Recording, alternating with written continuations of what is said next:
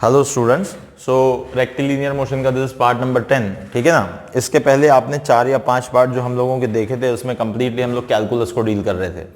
तो आपको ये भी पता होगा कि हमने कंप्लीटली पिछले 4 या 5 पार्ट में सिर्फ इंटीग्रेशन और डेरिवेटिव पे बात की है। और अगर आपने देखा होगा लास्ट वाला पार्ट, तो लास्ट वाले पार्ट में हमने बहुत सारे क्वेश्चन इंटीग्रेशन पे डिस्कस किए हैं, पर इंटीग्रेशन पे भी हमने वो क्वेश्चन डिस्कस किए हैं जो एक्चुअली काफ़ी टफ होते हैं। तो कहीं ना कहीं कैसा है, जो वेरिएबल एक्सेलरेशन वाला केस है उसके अंदर जितने मैक्सिमम क्वेश्चन हो सकते हैं, जो अच्छे क्वेश्चन हो सकते हैं, हम लोग वो आपको बता चुके हैं, है ना।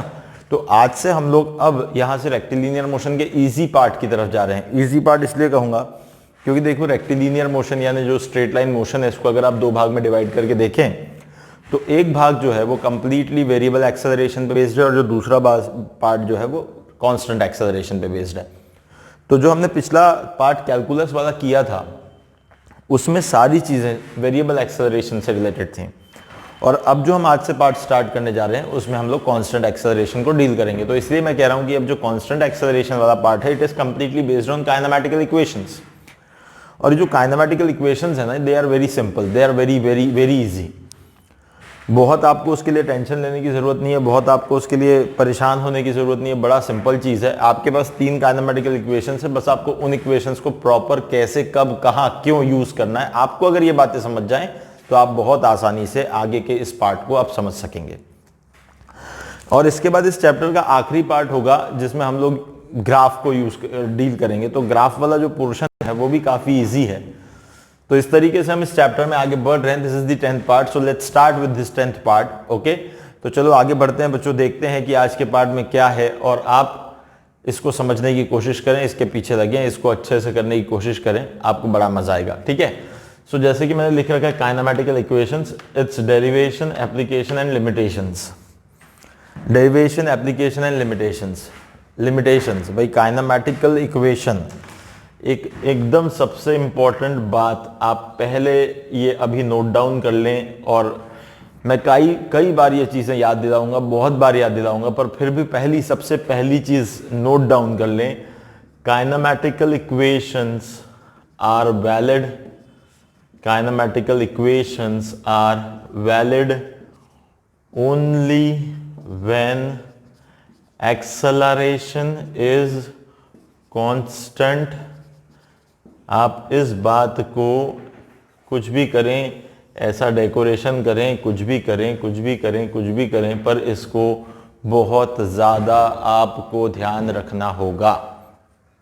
इस बात को आप बहुत ज़्यादा हाईलाइट कर लें कि kinematical equations are valid only when acceleration is constant. This is very very very important thing. जब भी कभी आप किसी काइनेमैटिक्स के क्वेश्चन को देखें तो सबसे पहले अपने मन में एक क्वेश्चन राइज करें कि इस काइनेमैटिक्स के इक्वेशन के इस क्वेश्चन के अंदर एक्सेलरेशन कांस्टेंट है या नहीं है। पहला क्वेश्चन, पहली चीज you have to ask yourself whether acceleration is constant और नॉट। अगर एक्सेलरेशन कांस्टेंट है तो I should go with this equations, but if the acceleration is not constant you have to go with integration and derivatives, that is calculus part. So first of all decide whether the kainamatical equations are applicable or not, and that you can decide by first of all thinking about the acceleration, whether it is constant or not. Okay, इस बात पे मैं आगे बढ़ता हूं। मैंने कहा है डेरिवेशन, ये तो इसकी एक लिमिटेशन हो गई। अब मेरा पॉइंट है डेरिवेशन है। अब ये काइनेमैटिकल इक्वेशंस होती क्या हैं, let's derive them first of all. So kinematical equations को डिराइव करने के लिए we have many different processes, हम उसको इंटीग्रेशन डेरिवेटिव से भी डिराइव कर सकते हैं या डायरेक्ट फार्मूले से भी डिराइव कर सकते हैं। तो सबसे पहले हम कुछ कंडीशन लिखेंगे। Let us consider an object is moving with initial velocity u। हमेशा इनिशियल वेलोसिटी को आप रिप्रेजेंट करेंगे u से, and acceleration is a। Initial position, इन सब चीजों का ध्यान रखें। Initial position is x initial final position is x final and final position minus initial position equal to s, where s को भी लिख लेते हैं displacement of particle या ऑब्जेक्ट लिख रहे हैं हम लोग तो displacement of object is s, ठीक है। Acceleration is a, initial position is x initial xi, final position is xf, difference xf minus xi is s, that is displacement. इसके बाद टाइम टू ट्रैवल, जो भी ट्रैवल करेगा वो, that is given by t, and velocity after time t is equal to v, इसे ही हम कहते हैं after time t, that is final velocity, this is final velocity, this is final velocity v. So these are the variables actually which are involved. This is initial velocity u, acceleration, initial position, final position, xf minus xi is displacement s, displacement of object is s, travel time to travel is t, velocity after time t is final velocity v. इसको एक diagram में represent करें अगर, so this is initial position at t equal to 0, let it be xi, initial velocity is u, okay, after some time t it will reach to this point, so this is the final position and this is the displacement, that is x final minus x initial, this is the displacement, and the acceleration throughout is a. We have used all the variables, let us see. Initial velocity u लिख दिया हमने, acceleration a लिख दिया हमने, initial position xi लिख दिया, final position xf लिख दिया, xf minus xi is displacement s, यहाँ से लेके यहाँ तक, displacement is s, time to travel is t, okay, velocity v, final velocity, this is the final velocity, okay.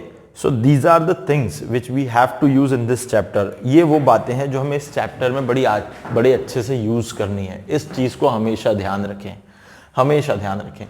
अब मैं यहां से आगे बढ़ता हूं तो काइनेमैटिकल इक्वेशंस के बारे में बात करते हैं। काइनेमैटिकल इक्वेशंस, ठीक है ना। अब ये काइनेमैटिकल इक्वेशंस कोई नई चीज नहीं है, ये वहीं से निकल के आई है जो आपने पढ़ रखा है। You all know that acceleration is equals to rate of change of velocity with respect to time, ठीक है, rate of change of velocity with respect to time, या आप लिख सकते हैं average acceleration is change in velocity upon time, change in velocity upon time. So it is nothing but delta v by delta t. It is nothing but delta v by delta t. This is average acceleration. But एक important बात, but this average acceleration equals to delta v by delta t. Can I write it as dv by dt? क्या मैं इसको dv by dt लिख सकता हूं? सोचो जरा, क्या मैं इस delta v by delta t को dv by dt लिख सकता हूं? Yes. क्यों? Yes, because the important thing, because the acceleration is constant. The acceleration is constant. जब भी कोई चीज constant होगी तो उसकी instantaneous value और उसकी average value same ही होंगी. So that is the reason why I can write this average acceleration is nothing but delta v by delta t or dv by dt. This is again very important thing. Why I can write this? Because the acceleration is constant. Now what is delta v? So it is final velocity minus initial velocity. Delta v is change in the velocity, that is final velocity minus initial velocity. And what is delta t? It is nothing but the total time. Total time is nothing but 0 to t. So acceleration, I can write it as instantaneous, you can say, or I can write it as average, you can say. That is delta V, that is V minus U by T. I can write it as instantaneous or average because acceleration is is constant. So average value can be equal to instantaneous value. So you can write acceleration is equals to V minus U by T. Now if we'll rearrange this equation, it will be V minus U equal to AT. So V equal to U plus AT. This is the first equation. This is the first equation of motion. This is the first equation of motion. तो ये क्यों use होती है sir, कब कब use होती है? देखो इसमें 4 वेरिएबल्स देख सकते हो, final velocity, initial velocity, acceleration and time. अब कब यूज होती है तो सिर्फ इतना देखना है कि क्वेश्चन में कोई 3 दिए होंगे और चौथा पूछा जा रहा होगा। तो हो सकता है कभी आपके पास इनिशियल वेलोसिटी दे दें, एक्सेलरेशन दे दें, टाइम दे दें और पूछे कि इतने टाइम के बाद क्या वेलोसिटी होगी। कभी ऐसा हो सकता है इनिशियल वेलोसिटी दे दें, फाइनल वेलोसिटी दे दें और टाइम दे दें, पूछे एक्सेलरेशन क्या होगा। कभी हो सकता है कि इनिशियल फाइनल वेलोसिटी के साथ टाइम एक्सेलरेशन दे दें और पूछे कि इतनी वेलोसिटी फाइनल होने के लिए कितना टाइम लगेगा। So any one of the variable can be asked. Even आपसे 4 में से कोई 3 देके चौथा पूछा जाएगा। ये दिमाग में बेसिक आइडिया रखो, कोई भी दिक्कत की बात नहीं है। That is very very simple. Okay, so again one more thing, average velocity is equals to u plus v by 2। ये हम लोग ऑलरेडी निकाल चुके हैं हाफ टाइम में। याद करो, हाफ टाइम अगर वो u से चले, हाफ टाइम v से चले, या हम इसको एवरेज वेलोसिटी को डायरेक्टली लिख सकते हैं u प्लस वी। फाइनल अगर v है, इनिशियल अगर u है तो u plus V by 2। This is average velocity. ठीक है, here velocity is not constant, acceleration is constant. जब भी कभी किसी ऑब्जेक्ट के पास एक्सेलरेशन होता है तो वेलोसिटी कांस्टेंट हो ही नहीं सकती। Acceleration can be constant, acceleration is constant in this case, but velocity is not constant, velocity is continuously changing. Keep this thing in mind. अब ये एक एवरेज वेलोसिटी हो गई। अब हमें एक तो ये वाली इक्वेशन मिल गई, एक तो ये वाली इक्वेशन मिल गई। ठीक है, अब इसके बाद हम क्या करेंगे, second equation, second kinematical equation, second kinematical equation. So displacement s is equals to average velocity into time. Displacement s is equals to average velocity into time. Average velocity is total displacement upon total time. So displacement s is equal to average velocity into time. So displacement s is equal to average velocity is equal to u plus v by 2 into t. ये आप लिख सकते हैं। इसके बाद आप क्या कर सकते हैं, इसको थोड़ा मॉडिफाई कर सकते हैं। फ्रॉम इक्वेशन 1 आप लिख सकते हैं, from equation 1 v equal to you plus A T. यहाँ पे आप पुट करेंगे तो s इक्वल टू आ जाएगा 1/2 को मैं बाहर लिख देता हूँ अभी के लिए। यहाँ पे लिखते हैं u प्लस v की जगह आ जाएगा u प्लस ए टी और इनटू एक और t आ जाएगा। अब इसको हमें थोड़ा और अरेंज करना होगा। u प्लस यू यानी कितना हो जाएगा, हाफ तो बाहर ही रहने देते हैं, पहले ब्रैकेट सॉल्व कर लेते हैं, 2u प्लस ए टी कर लेते हैं और इनटू t है। अब ये t और हाफ मल्टीप्लाई कर देते हैं तो क्या हो जाएगा, हाफ से 2 कैंसिल हो जाएगा तो ut बनेगा पहला टर्म और दूसरे टर्म में आ जाएगा प्लस हाफ a और t का square. You can see this is the third equation of motion, s equals to ut plus half at square. This is the first equation of motion. This is the average velocity, second equation of motion. This is the third equation of motion. That is very important. बहुत सारी जगहों पे इसको कोई number count नहीं किया जाता, ये फर्स्ट है ये सेकंड है ऐसा बोला जाता है। So don't worry, it is not a big deal, you can think over it कि भाई ये कोई बहुत बड़ी चीज नहीं है। सो this is again one more thing you can put in this way. अब अगेन इसमें भी देखोगे ना तो एस यू टी और ए 4 वेरिएबल्स हैं। अब ये जो 4 वेरिएबल्स हैं, ये 4 वेरिएबल्स में से फिर से वही बात होगी, कोई 3 दिए होंगे और चौथा पूछा जाएगा और फिर वही चीज होगी, आपको वो निकालना होगा। तो दैट इज वेरी सिंपल, मैं तुम्हें बताऊंगा कैसे निकालते हैं। क्वेश्चन जब हम डील करेंगे तो ये चीजें आ ही जाएंगी, डोंट वरी अबाउट इट। सो मैं इधर के इस पार्ट को मिटाता हूं बिकॉज इसके बाद हमें नेक्स्ट वाली इक्वेशन जो है उस पर काम करना है। तो अब जो नेक्स्ट वाली इक्वेशन है ना, उस नेक्स्ट वाली इक्वेशन के अंदर आपकी मोटिव है कि हम लोग क्या करें, हम लोगों को यहाँ पे अब हमारे पास v equal to you plus A T भी आ गया, s equal to U T plus half A T square भी आ गया। अब हमें इसके बाद जो आगे बढ़नी है उसमें हमें थर्ड इक्वेशन देखनी है। अब थर्ड इक्वेशन जो है शायद आप देख चुके होंगे, v square equal to u square plus twice s होती है, but how it will come from this. So आप देखेंगे एक इंपॉर्टेंट चीज की जो थर्ड इक्वेशन है उसके अंदर अगर आप देखेंगे तो वहां पे t नहीं है, वहां टाइम नहीं है। देखो इस इक्वेशन में भी टाइम है, उस इक्वेशन में भी, सेकेंड वाली में भी टाइम है, बट जो थर्ड इक्वेशन हम डिराइव कर रहे हैं उसमें टाइम नहीं है। तो कैसे लाएंगे उसको, तो सिंपल है, टाइम हटाना है। तो हम क्या करेंगे, use t equal to, T को इधर ले आते हैं और उसको उधर भेज देते हैं, v minus u by A in equation number 3। ये एक्चुअली फर्स्ट इक्वेशन ही है अगर आप देखोगे तो, यही इक्वेशन मैंने वहां लिखी है, बस अब मैं उसका टाइम निकाल के यहां रख दूंगा।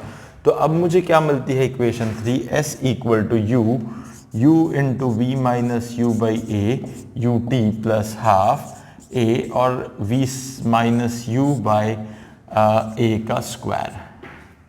बस अब मुझे इसको थोड़ा एक्सपांड करना होगा, तो ये कैसा बनेगा, देखो U V minus you square और अपॉन में आ गया आपके पास a प्लस हाफ, और यहाँ से एक ए को मैं काट देता हूँ क्योंकि स्क्वायर टर्म है, और फिर ऊपर जो है a माइनस वी का होल स्क्वायर यानी वी स्क्वायर माइनस 2ab यानी U V plus V U square final वाला अपॉन a। आप देख सकते हैं यहाँ पे हमारे पास एलसीएम 2a बनेगा, तो इधर 2 से मल्टीप्लाई करना होगा। सो 2 से मल्टीप्लाई करते ही 2uv माइनस 2u स्क्वायर और plus V square minus 2uv plus U square और होल डिवाइडेड बाय 2a जो कि मैंने एलसीएम बना दिया। आप देखेंगे तो ये 2uv की टर्म्स कैंसिल हो गई। आपको और कुछ दिख रहा होगा कि ये जो minus 2u square plus U square यानी माइनस यू स्क्वायर बन जाएगा, यानी आप देख सकते हैं यहाँ पे आ जाएगा s, इस 2a को भी भेज दूं इधर तो it is 2as and here you have u square minus 2u square, so it will B v square minus u square. This minus 2u square plus u square, minus 2u square में से u square can cut जाएगा यानी बचेगा सिर्फ minus u square, और v square खुद plus में है तो ऐसा बन जाएगा। इसको फाइनली अरेंज करोगे तो v square will be equal to u square plus 2as। This is the final expression. ये u आपने इधर भेज दिया तो v square equal to u square, ये माइनस था इसलिए यहां जाके प्लस हो गया तो u square plus 2as।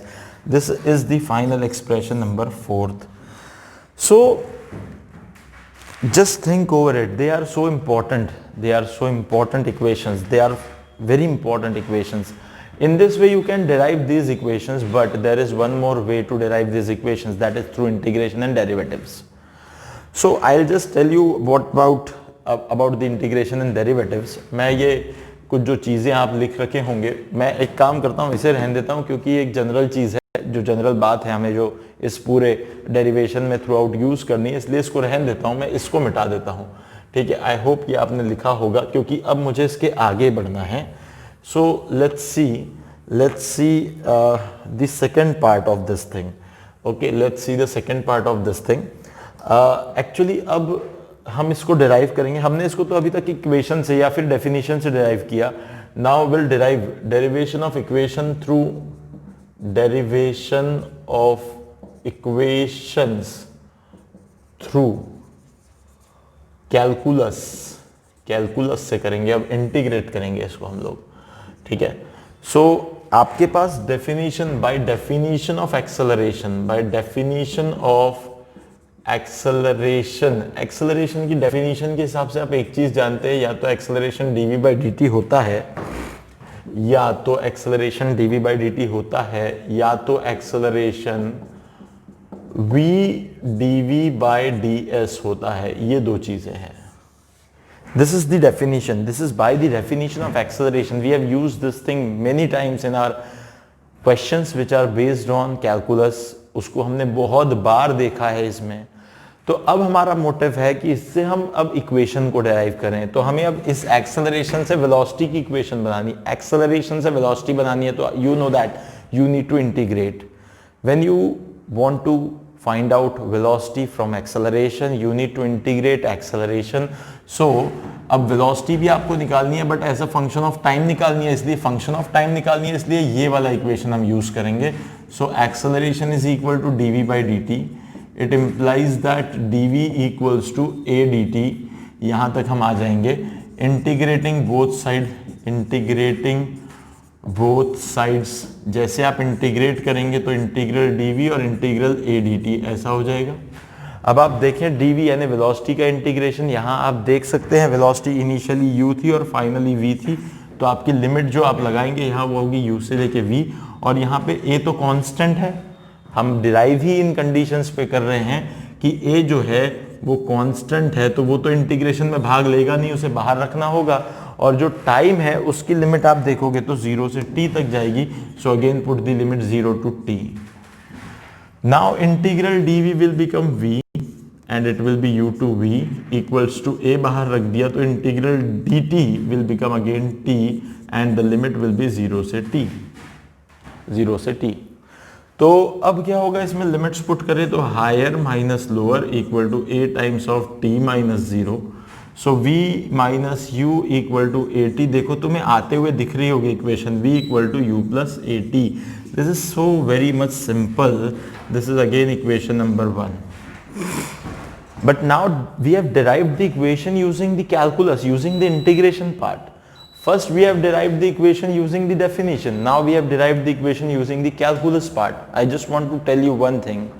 This integration and derivative are so much important things that you can use it anywhere. Now let's see. ये हमने क्या किया, वेलोसिटी निकालने के लिए वेलोसिटी का एक्सप्रेशन फाइंड आउट किया। मैं इसको मिटा रहा हूं अभी के लिए। फिर हमारी जो नेक्स्ट इक्वेशन थी वो थी s equal to U T plus half A T square, जो कि displacement as function of time थी। अगर आपके पास velocity as function of time है, सो अब displacement as function of time कैसे बनाया जा सकता है? अगर आपके पास velocity as function of time है तो displacement as function of time कैसे बनाया जा सकता है? Now we have to think over it. भाई वेलोसिटी से डिस्प्लेसमेंट कैसे बनाओगे, वेलोसिटी से डिस्प्लेसमेंट कैसे बनाओगे? कोई भी बताएगा। एक्सेलरेशन से वेलोसिटी बनाई तो इंटीग्रेट किया, अब वेलोसिटी से डिस्प्लेसमेंट बनाएंगे तो फिर इंटीग्रेट करेंगे। To find displacement we have to integrate velocity. We have to integrate velocity. We have v equal to ds by dt.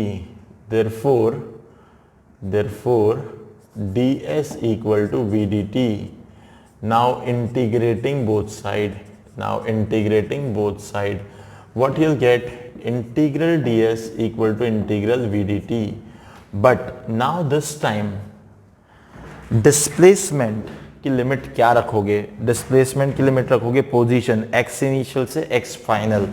So it is from x initial to x final and velocity is not constant, velocity is already function of time. So velocity is equal to function of time है already, आप उसको बाहर नहीं निकाल सकते। और time से हमें इसे इंटीग्रेट करना है तो लिमिट होगी टाइम की 0 से t। तो अब यहां अगर आप देखेंगे तो integral ds will become s and that is x initial से x final equal to v की वैल्यू रखनी पड़ेगी। And what is v? तो it is u plus A t. So if it is u plus A t dt, so it will be having limit 0 to t। Now put the values x final minus x initial equals to, अब यहाँ पे integration होना बाकी है तो ये हो जाएगा 0 से t। देखो मैं थोड़ा ब्रैकेट ओपन कर देता हूँ, u dt आ जाएगा plus integral a t dt और 0 से t। Again a is constant, बाहर निकालो, ये तो ऐसा ही रहेगा, x final minus x initial equal to u भी कांस्टेंट है, बाहर निकाल दो तो u integral dt will become t 0 to t plus a बाहर निकाला तो t का इंटीग्रेशन अगर करोगे so it will become t square by 2 और 0 से लेके t तक आ जाएगा। So again x final minus x initial it will become what, u into t minus 0 तो t ही बचेगा और प्लस आ जाएगा हाफ a और t स्क्वायर तो t स्क्वायर आ जाएगा। So this is the second equation. Okay, this is the second equation. You can put xf minus xi is nothing but s, that is displacement, that is displacement. So s is equals to ut plus half at का square. This is the equation number 2 dash, I can say 2 dash. Why I can say these equations are same, but the only difference is this displacement s is nothing but xf minus xi. And one more thing, this equation will give you displacement. S is only displacement. इसका मतलब आप कभी इस equation से distance नहीं निकाल सकते। इस बात पे ध्यान दो मैं क्या बोल रहा हूं, इस इक्वेशन से आप कभी डिस्टेंस नहीं निकाल सकते। अगला क्वेश्चन आएगा किसी का, वो ये कहेगा सर अगर डिस्टेंस और डिस्प्लेसमेंट का मॉड इक्वल हो तब भी नहीं, तब निकाल सकते हो। ये इक्वेशन तुम्हें तभी डिस्टेंस देंगी जब ऑब्जेक्ट सिर्फ स्ट्रेट लाइन में चलेगा और एक ही डायरेक्शन में चलेगा। बाकी हमेशा ये इक्वेशन सिर्फ डिस्प्लेसमेंट देगी, डिस्टेंस नहीं देगी। बहुत साफ रखेंगे दिमाग में। Okay, so this is again one more thing. Okay, this is the displacement and now we have derived two different equations. Like first one is v equal to u plus at, s equal to ut plus half at square. We have derived two equations now and both are time dependent equations. मैंने ये पहले आपको direct भी करके दिखा दी, अभी मैं calculus से दिखा रहा हूँ। अब जो थर्ड इक्वेशन है उसमें टाइम नहीं है और वहां पे v u a और s है, तो हमें जो एक्सेलरेशन हम dv by dt लेके चल रहे थे हमें वो नहीं लेना पड़ेगा, v dv by ds लेना पड़ेगा। देखो मैं बताता हूं कैसे होता है ये, ठीक है। तो third equation of motion is again it is just function of displacement. Velocity is function of displacement not time, वहां टाइम नहीं है, ठीक है। तो हमें अब लेना पड़ेगा एक्सेलरेशन के लिए, अब हमें लेना पड़ेगा for third equation of motion. Third equation of motion, देखो मैं उसको थर्ड ही कह रहा हूं बार बार इसलिए क्योंकि मेन तो तीन ही है, v equal to you plus A t, दूसरी s equal to U T plus half A T square and तीसरी v square equal to u square plus twice a s. So for third equation of motion, we have a equal to v dv by ds. This is a acceleration is v dv by ds. Therefore, a ds equal to v dv, integrating both side. तो integrate करते ही इसको क्या मिलेगा हमें, देखो मैं इसको थोड़ा इधर उधर कर देता हूँ, इसको इधर कर देता हूँ, इंटीग्रल a ds। अब integral v d v equal to integral a d s, integral v d v equal to integral a d s. अब वेलोसिटी की लिमिट आप रख दोगे u से लेके v तक, this is u to v, और ds डिस्प्लेसमेंट की रख दोगे x इनिशियल से लेके x फाइनल तक।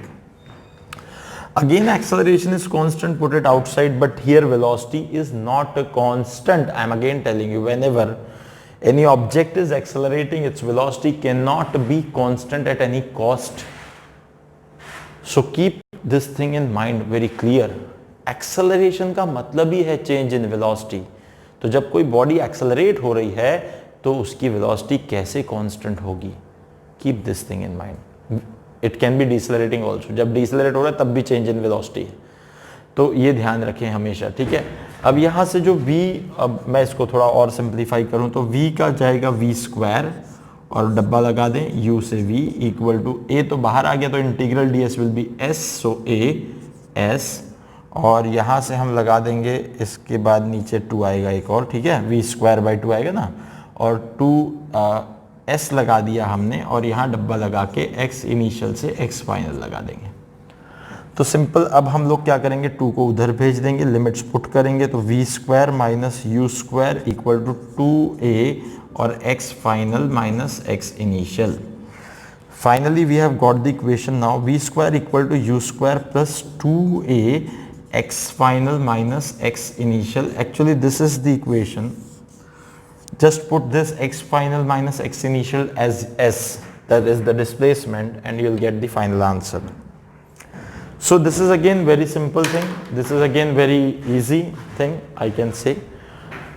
Now, I just want to write down the vector forms of this equation. I think आपने ये लिख लिया होगा, ठीक है ना, और नहीं भी लिखा होगा तो पॉज करें, लिखें इसको बढ़िया एकदम अच्छे से लिखें। मैं आपको हर पॉसिबल जो तरीका है इन इक्वेशंस को एक्सप्रेस करने का सब बता रहा हूं, सब कुछ बता रहा हूं। So you can say this is equation number 3 and xf minus xi is equal to s, so v square equal to u square plus 2as.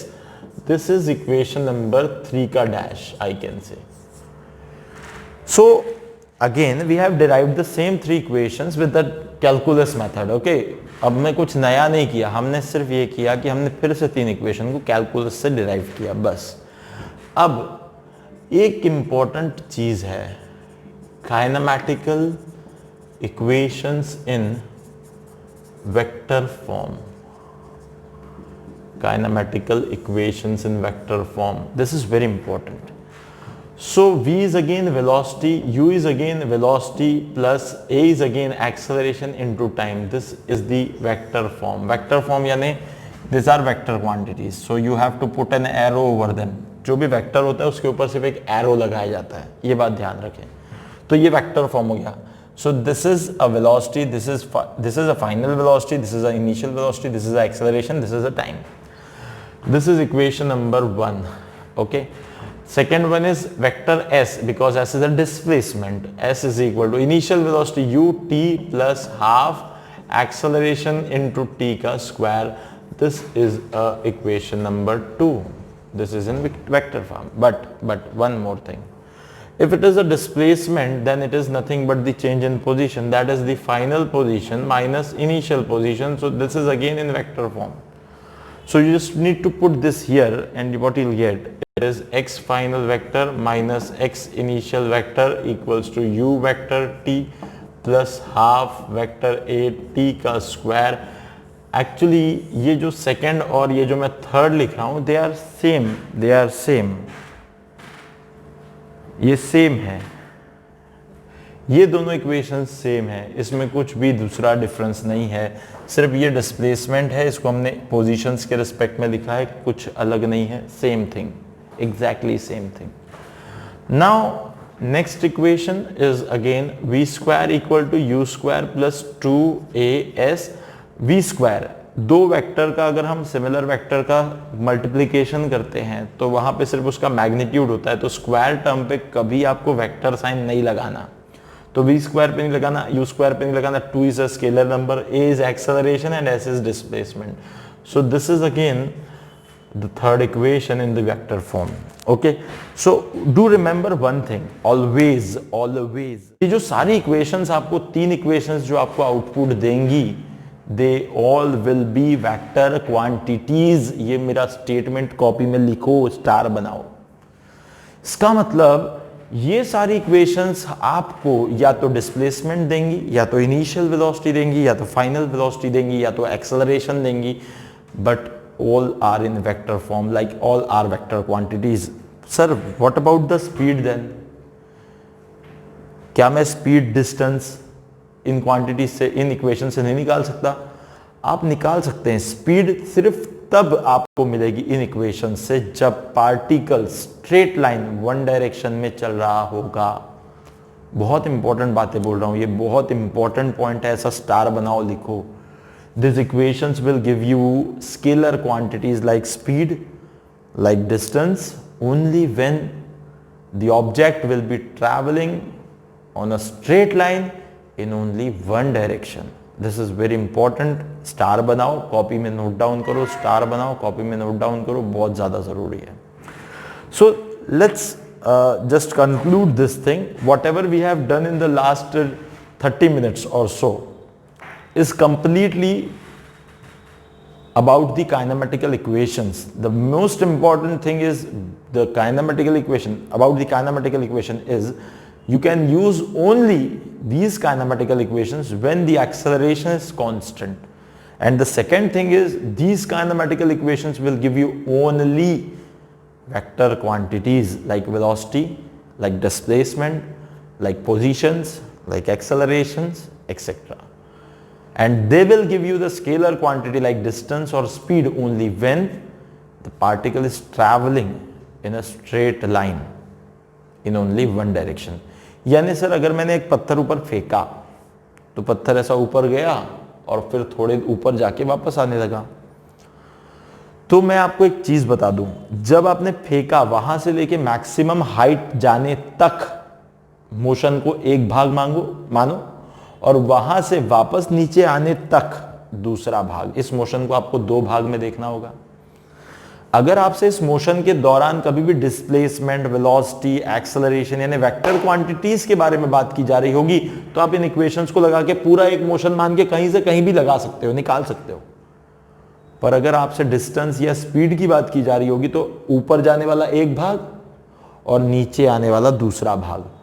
आपको स्केलर क्वांटिटीज करने के लिए कैलकुलेट, मैंने अभी वही बात बताई, देखो स्केलर क्वांटिटीज कैलकुलेट करने के लिए जब particle straight line one direction में चल रहा होगा तभी इन इक्वेशंस का यूज कर सकते हैं। पर अगर पार्टिकल जाके पलट के आ गया है तो वन डायरेक्शन रहा के गया फिर वापस पलट के आ गया। स्ट्रेट लाइन तो है पर वन डायरेक्शन है क्या? ऊपर जाते समय डायरेक्शन अपवर्ड था, नीचे आते समय डाउनवर्ड, एक डायरेक्शन नहीं हुआ। अब जो आप वापस आते समय लेके मानोगे तो वहां जो भी कैलकुलेट करोगे वो सारा आपको डिस्प्लेसमेंट, वेलोसिटी या एक्सेलरेशन में से ही कुछ मिलेगा, यानी वेक्टर ही मिलेगा। मेरी बात को समझो, मैं एक बार छोटा डायग्राम बना के भी इसको एक्सप्लेन कर सकता हूं। यहां से फेंका था, ये ऊपर गया और ये वापस से नीचे आ गया। ऐसा मत समझना कि ये दूसरे रास्ते से वापस आया, भाई जाता ऐसा है और वैसे ही वापस आता है उसी ट्रैक पे, पर ये रास्ते दिखाने के लिए ऐसा बनाया जाता है, ठीक है, ये बात भी ध्यान रखना। तो अगर आप ये फर्स्ट पॉइंट फेंकने वाला, ये हाईएस्ट पॉइंट सेकंड और ये वापस आने वाला थर्ड पॉइंट, अगर आप इधर से इधर कहीं पे भी डिस्टेंस, डिस्प्लेसमेंट, एक्सेलरेशन निकालना चाहते हो तो आप डायरेक्टली इन तीन इक्वेशंस को यूज करो, मिलेगा। पर अगर आप डिस्टेंस निकालना चाहते हो या स्पीड निकालना चाहते हो तो 1 से 2 ये वाला पार्ट एक मानना होगा और 2 से 3 ये वाला पार्ट एक मानना होगा। यानी उसकी अपवर्ड जर्नी को एक पार्ट कंसीडर करना होगा और उसकी डाउनवर्ड जर्नी को एक पार्ट कंसीडर करना होगा। बड़ा मजा आएगा जब आप क्वेश्चन करेंगे, तब आपको ये चीजें समझ जाएगी। बस मेरी इन बातों को याद रखने की कोशिश करो, that's it. So this is all about the kinematical equations up to this point. अब हमें उसके क्वेश्चंस करने हैं, पर उससे पहले एक और बहुत इंपॉर्टेंट क्वेश्चन मैं आपको, एक और बहुत इंपॉर्टेंट काइनेमेटिकल इक्वेशन मैं आपको समझाना चाहता हूं, सिखाना चाहता हूं। बहुत इंपॉर्टेंट है वो बहुत इंपॉर्टेंट है। अब अगर आप थोड़ा सा समझें इस बात को तो देखो, मैंने यहाँ पे सेकेंड इक्वेशन लिख रखी है। सेकेंड इक्वेशन हमें एस देती है। एस जो होता है वो डिस्प्लेसमेंट होता है। डिस्प्लेसमेंट किसी टाइम t के बाद, देखो यहां से यहां टाइम 0 था, यहां से यहां टाइम t हो गया। आप यहां कह सकते हो s is displacement at time, after time बोल देता हूं मैं, after time t, s is displacement after time t, total time t होने के बाद जो डिस्प्लेसमेंट था, टोटल टाइम t होने के बाद जो डिस्प्लेसमेंट था, that is the displacement after time t। This is the displacement for total time t। पर अगर मैं आपसे ये बोलूं भाई ये तो हो गया डिस्प्लेसमेंट आफ्टर टाइम t, या फिर अगर मैं t की वैल्यू को कुछ n रख दूं, t की वैल्यू जस्ट n है, तो आप क्या लिखोगे? डिस्प्लेसमेंट आफ्टर टाइम n लिख दोगे। आप डिस्प्लेसमेंट आफ्टर टाइम n लिख दोगे। अब एक बात सोचो जरा, थोड़ा सोचो, ये बड़ी इंपॉर्टेंट बात बोल रहा हूं। एक पार्टिकल t इक्वल टू 0 से चालू किया और t इक्वल टू 5 सेकेंड तक चला। मैं बोलूं कि स्टार्टेड फ्रॉम रेस्ट यानी u0 और एक्सेलरेशन 5 मीटर पर सेकेंड स्क्वायर का है, और मेरा क्वेश्चन है डिस्प्लेसमेंट फाइंड करो। भाई कितना डिस्प्लेसमेंट हुआ उसका फाइंड करो। सिंपल चीज है, देखो टाइम t इक्वल टू 0 पे चलना शुरू किया तब उसकी इनिशियल वेलोसिटी 0 थी। 5 सेकंड पे अगर एक्सेलरेशन 5 है तो डिस्प्लेसमेंट कितना हुआ। बहुत आसानी से आप क्या करोगे भाई, ठीक है सर ने बोला है तो हम फिगर भी बना लेंगे। u 0 था इनिशियली, t भी 0 था और उसका एक्सेलरेशन जो था वो 5 का था, ठीक है। और यहाँ पे टाइम कितना आ गया, 5 सेकंड आ गया और हमसे सर बोल रहे हैं कि डिस्प्लेसमेंट निकाल के बताओ। ठीक है तो सर निकाल देते हैं। s इक्वल टू लगा देंगे अपनी सेकंड इक्वेशन, यानी ut plus half A T square लगाया हमने, तो ये क्या बना, s इक्वल टू u तो 0 था इसलिए ये ut वाला टर्म 0 हो गया और यहाँ से आ गया हाफ, एक्सेलरेशन था सर 5, t का स्क्वायर भी 5 का स्क्वायर यानी 25, ये कटेगा 2.5 से 2.5, तो 25 का 2.5 गुना करो, 25 का दूनी 50, 50 60 62.5 62.5 मीटर आ गया इसका डिस्प्लेसमेंट। ठीक है कोई दिक्कत नहीं, 62.5 डिस्प्लेसमेंट। पर इसको सोचो जरा, क्या निकाला तुमने निकाला टोटल 5 सेकेंड का डिस्प्लेसमेंट, टोटल 5 सेकेंड का डिस्प्लेसमेंट। पर मैं क्या चाहता हूं, अब देखो मैं बताता हूं। मैं अगर तुमसे ये क्वेश्चन पूछता कि मुझे बताओ टोटल 5 सेकेंड में कितना डिस्प्लेसमेंट हुआ, तुम बोलोगे 62.5 सर। पर मैं बोलूं 5वें सेकेंड पे कितना डिस्प्लेसमेंट हुआ, तो दो बातें, 5 सेकेंड में कितना डिस्प्लेसमेंट हुआ और 5वें सेकेंड पे कितना डिस्प्लेसमेंट हुआ, क्या दोनों बातें सेम है? थोड़ा ड्रिल करो दिमाग को। मैंने कहा 5 सेकेंड में कितना डिस्प्लेसमेंट हुआ भाई और 5वें सेकेंड पे कितना डिस्प्लेसमेंट हुआ। 5 सेकेंड और 5वां सेकेंड एक ही चीज है क्या? क्या ये एक ही चीज है? If I लास्क you find displacement in 5th second, English को समझो, 5th सेकेंड, 5th सेकेंड। सोचो जरा, what is this 5th second means, what does it means, what does it means 5th second. यहां पे मैंने कहा था फाइंड डिस्प्लेसमेंट इन 5 सेकेंड्स, मैंने कहा था डिस्प्लेसमेंट इन 5 सेकेंड, 5 सेकेंड में डिस्प्लेसमेंट बताओ, तो ये डिस्प्लेसमेंट इन 5 सेकेंड आ गया। डिस्प्लेसमेंट इन 5th सेकेंड बोल रहा हूं मैं। 5th सेकेंड का मतलब क्या होता है, 5वां सेकेंड।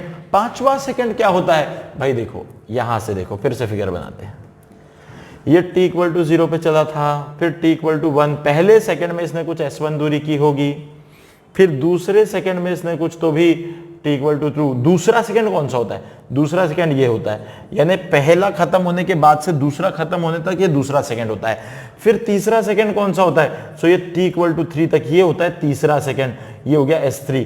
और फिर चौथा सेकंड कौन सा होता है, तो ये होता है s4, ये होता है s4, ये होता है चौथा सेकंड। और ये 5वां सेकंड, चौथे के एंड से 5वें के तक, 5वें के एंड तक जो होता है वो होता है 5वां सेकंड। और ये जो डिस्प्लेसमेंट है ये है s5, और एक्चुअली ये है वो डिस्प्लेसमेंट, यानी यहां से यहां तक जो एक्चुअली 5वें सेकंड में हुआ, ये इंटरवल को कहा जाता है 5th सेकंड। यहां से यहां तक होते हैं 5 सेकंड, पर ये वाला होता है 5th सेकंड। नहीं समझे होगे, 5th सेकंड। 3rd सेकंड का डिस्प्लेसमेंट कितना है, 3rd सेकंड कौन है भाई, t इक्वल टू 3 से 4 के बीच में जो है वो 3rd है, कि 2 से 3 के बीच में जो है वो 3rd है। ये 5th सेकंड है। ये वाला कौन सा सेकंड है, ये वाला 4th सेकंड है। ये वाला कौन सा सेकंड है, ये वाला 3rd सेकंड है। ये वाला कौन सा सेकंड है, ये वाला 2nd सेकंड है। ये वाला कौन सा सेकंड है, तो ये वाला 1st सेकंड है। फर्स्ट सेकंड में जो चले वो S1 चले, सेकंड सेकंड में जो चले वो S2 चले, थर्ड सेकंड में जो चले S3 चले, फोर्थ सेकंड में जो चले S4 चले, फिफ्थ सेकंड में जो चले वो S5 चले। That is the displacement in fifth second. Fifth second, displacement in fifth second, पांचवा। This is displacement in 5 second. This is displacement in 5 second. Displacement in 5 second. And this is displacement in 5th second. This is displacement in 5th second. अब मैं बोलूं कि मुझे 5वें second का, आखिरी 5वें सेकंड का डिस्प्लेसमेंट बताओ, क्या करोगे? क्या करोगे भाई? 5वें सेकंड का डिस्प्लेसमेंट बताओ। अगर मैं बोलूं मुझे 5वां सेकंड जो था उसका डिस्प्लेसमेंट चाहिए, तो तुम्हारे पास टोटल 5 सेकंड का डिस्प्लेसमेंट तो है, और वैसे ही तुम अपनी इक्वेशन से 4 सेकंड का डिस्प्लेसमेंट भी निकाल सकते हो। ये जो आपकी काइनेमेटिकल इक्वेशन है, ये आपको टोटल 5 सेकंड का भी डिस्प्लेसमेंट देगी और 4 का भी देगी। तो 5वें सेकंड का निकालने के लिए क्या करोगे, 5 का टोटल और 4 का टोटल माइनस कर देना। देखो अपन इसके ऊपर बात करते हैं। अब अपन इस पर थोड़ी बात करते हैं, इसको मिटाता हूं मैं।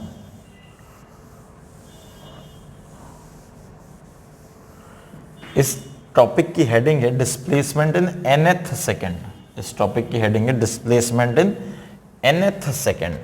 तो अपन एक स्टार बनाएंगे पहले तो, और इधर लिखेंगे heading displacement in nth second. देखो अभी अपन पांचवा बोल रहे हैं उसको, पर हमेशा जनरलाइज करना है तो कोई nth सेकेंड होगा ना।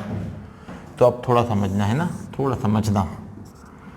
nth second, this is the nth second, this is the nth second, this is the nth second, and this is the displacement in nth second, this is the displacement in nth second, आखिरी second का displacement. तो आपको उसके लिए क्या करना पड़ेगा, s of n निकालना पड़ेगा।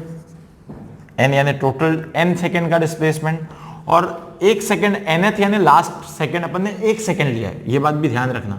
ये जो लास्ट सेकेंड का इंटरवल हमने लिया सिर्फ 1 सेकेंड का लिया। देखो क्यों, क्योंकि 4 से 5 एक ही सेकेंड होता है। सर क्या हम 2 सेकेंड 3 सेकेंड के इंटरवल के लिए भी निकाल सकते हैं क्या? हाँ निकाल सकते हो। मैंने अगर टोटल 5 सेकेंड लिए तो 5 में से मैं 4 माइनस कर रहा हूं, आखिरी सेकेंड का इंटरवल सिर्फ 1 लिया है।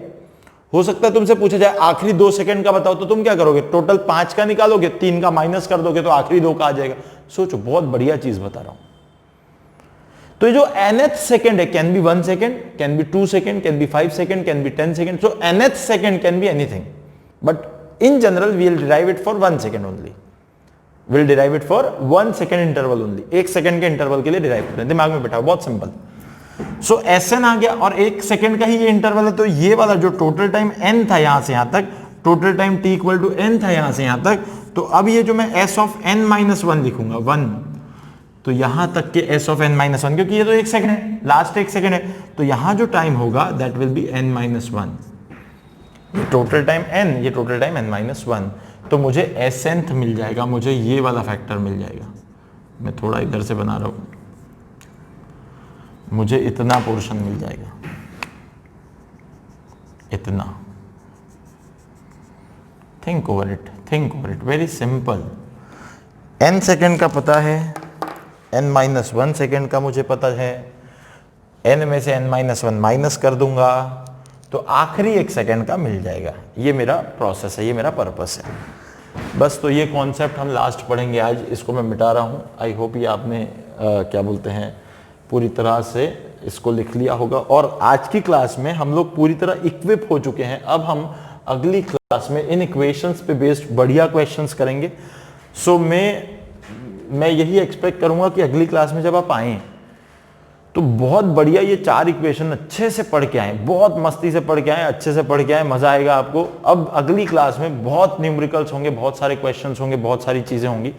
तो अभी आप थोड़ा सा इस पे फोकस करें। मैं निकालना चाहता हूं s ऑफ nth सेकेंड का डिस्प्लेसमेंट निकालना चाहता हूं, जो n सेकेंड के डिस्प्लेसमेंट को मैं n सेकेंड माइनस 1 वाले से सबट्रैक्ट कर लूंगा। यानी ये मेरा Sn है, ये मेरा Sn माइनस 1 है, इसमें से इसको माइनस करूंगा तो ये मिलेगा। बस इतना बेसिक प्रोसेस। बट Sn जो है n सेकेंड्स में, अब मैं यहां लिखता हूं, it is displacement in n second. ये अपनी सिंपल वाली इक्वेशन लगाओगे तो आ जाएगा। s of n minus 1 is displacement in n minus 1 second, and Snth is displacement in nth second. So Sn की इक्वेशन क्या लिखेंगे अपन, तो total S is displacement ut plus half eighty square होता है हमारे पास। तो ut plus half eighty square, यहां पे भी अपन एक काम करेंगे, यहां t इक्वल टू 0 पे कुछ इनिशियल वेलोसिटी है और इसका एक्सेलरेशन है और वो भी कांस्टेंट है, ये मान के ही चलेंगे, ठीक है। ये कुछ एडिशनल बातें। सो Sn इज इक्वल टू, हम लिख सकते हैं un, t तो n है, un plus half a n का square. This is equation number 1 because t is equal to n। So Sn is equal to un plus half a n square. और Sn minus 1 क्या होगा, तो अब T N minus one हो गया, तो u हो गया n minus one plus half a n minus one का whole square. This is equation number 2। Therefore अब एसेंट क्या होगा, तो इन दोनों को सब्ट्रैक्ट करना होगा। सो आप लिख सकते हैं un plus half a n square minus ये वाला ब्रैकेट, इसको सॉल्व कर लेंगे अभी हम, un माइनस u, इसको मैंने u को अंदर भेज दिया और नीचे लिखता हूँ प्लस हाफ a, और ये जो ब्रैकेट है इसको हमें थोड़ा सा एक्सपांड करना पड़ेगा, a square plus 2ab plus b square, ठीक है, ये कंप्लीट ब्रैकेट लगा दिया। सो जो एसेंट होगा अपने पास, अब उसको थोड़ा अरेंज करेंगे, तो un plus half an square minus, इसको अंदर भेज देते हैं, un प्लस u, और यहाँ भी जाएगा तो ये आ जाएगा माइनस, ये ब्रैकेट के अंदर जाएगा, माइनस यहाँ का मैं बाहर ला रहा हूँ तो हाफ a n स्क्वायर, और ये माइनस इधर से जाएगा तो प्लस हो जाएगा, पर हाफ a भी अंदर जाएगा, यानी हाफ a और 2n, और साथ ही साथ माइनस जाएगा, माइनस ऑफ हाफ a, और 1 तो बनी है। इसको अब फाइनली अरेंज करना होगा हमें, तो दिस un कैंसिल हो गया, half a n square minus half a n square भी कैंसिल हो जाएगा शायद, हाँ कैंसिल हो जाएगा, ठीक है।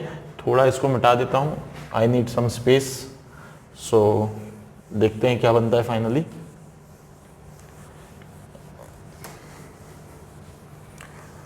बट कल के क्लास के लिए, कल की वीडियो को देखने से पहले इन इक्वेशंस पे बहुत अच्छा काम करके आएंगे सब लोग। So s nth is equal to, now what we have, u, u तो है अपने पास, और ये दो टर्म्स हैं, तो अपन इनको अरेंज करते हैं। रुको अभी, प्लस क्या आ गया, ये 2 कैंसिल कर लिया अपन ने, तो अपने पास आ गया an, ओके, और minus half a, okay. Now अब थोड़ा हमें इसको अरेंज करना होगा, इसको 2 से मल्टीप्लाई कर दें अगर, तो S nth equal to u plus, और 2 से मल्टीप्लाई कर लें इधर, तो ये क्या आएगा 2an माइनस a बाई, ये पूरा होल डिवाइडेड बाई 2 आ जाएगा, ठीक है, ये एक टर्म हो गई। a कॉमन निकाल सकते हैं और ये 2 भी बाहर निकाल सकते हैं, यानी अपने पास एसेंट क्या आ गया, equal to u plus a by 2 को बाहर निकाल दो, और यहाँ आ जाएगा 2n minus 1। So this is the equation, this is the equation to find, this is the fourth equation, you can say, very important, this is the equation to find displacement of object in nth second. It is very important thing, it is very important thing, but nth का interval 1 second है इस case में, सिर्फ ये ध्यान रखें, nth second, ठीक है। तो ये चीज आ गई, वेयर n, और n यानी लास्ट सेकेंड है अपना, सो n is the time interval. ये जो n है यहाँ, ये तो टोटल टाइम है, देखो ये टोटल टाइम है, टोटल टाइम इंटरवल है ये, ठीक है।